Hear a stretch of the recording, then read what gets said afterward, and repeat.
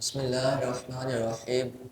صحابی رسول حضرت سیدنا عبداللہ بن مسعود رضی اللہ تعالیٰ عنہ ایک مرتبہ مدافعات کوفہ سے گزر رہے تھے۔ ان کا گزر فاسقین کے ایک گروہ پر ہوا جو کہ شراب پی رہے تھے۔ زازان نامی ایک گویہ ڈول پر ہاتھ مار مار کر گا رہا تھا، اپنی آواز میں کچھ گا رہا تھا۔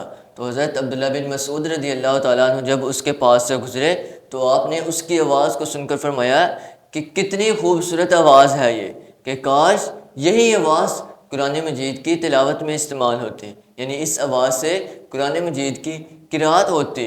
تو یہ کہہ کر آپ اپنے منہ پر چادر لپیٹ کر وہاں سے آگے گزر گئے۔ تو جب اس شخص نے پوچھا کہ یہ کون ہے تو لوگوں نے اس کو بتایا کہ یہ نبی پاک صلی اللہ تعالیٰ علیہ وسلم کے صحابی حضرت سیدنا عبداللہ بن مسعود رضی اللہ تعالیٰ عنہ ہے۔ اس نے پوچھا کہ یہ کیا کہہ کر گئے ہیں، انہوں نے کیا کہا ہے؟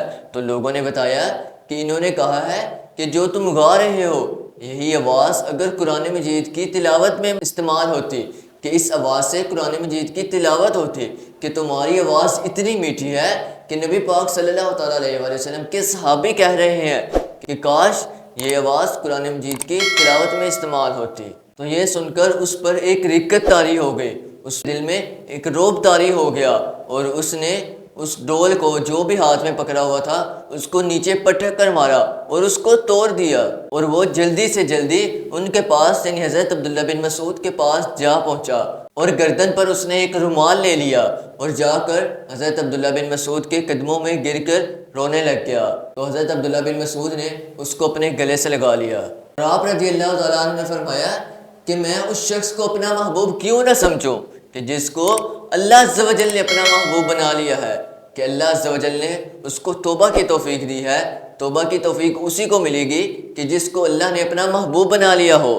تو حضرت عبداللہ بن مسعود نے کہا کہ میں اس شخص کو اپنا محبوب کیوں نہ سمجھوں کہ جس کو اللہ عز و جل نے اپنا محبوب بنا لیا ہے۔ اس لیے آپ رضی اللہ تعالیٰ عنہ نے اس گویے کو جو کہ گا رہا تھا اس کو اپنے گلے لگا لیا۔ اس کے بعد وہ شخص آپ رضی اللہ تعالیٰ عنہ کی صحبت میں رہا، آپ کے ساتھ آتا جاتا، آپ سے علم میں فیض حاصل کرتا، آپ سے بہت فیض یاب ہوا، اور علم کے موتی اس نے آپ رضی اللہ تعالیٰ عنہ سے لیے، اور انہوں نے آپ رضی اللہ تعالیٰ عنہ سے قرآن کریم اور دیگر علوم سیکھے، یہاں تک کہ سیدنا زازان رضی اللہ تعالیٰ عنہ علم میں امام بن گئے۔ اور حضرت سیدنا عبداللہ بن مسعود رضی اللہ تعالیٰ عنہ کی کئی روایات یعنی جو آپ نے حدیثیں بیان کی ان میں سے کئی روایات حضرت سیدنا زازان رضی اللہ تعالیٰ عنہ سے مروی ہیں۔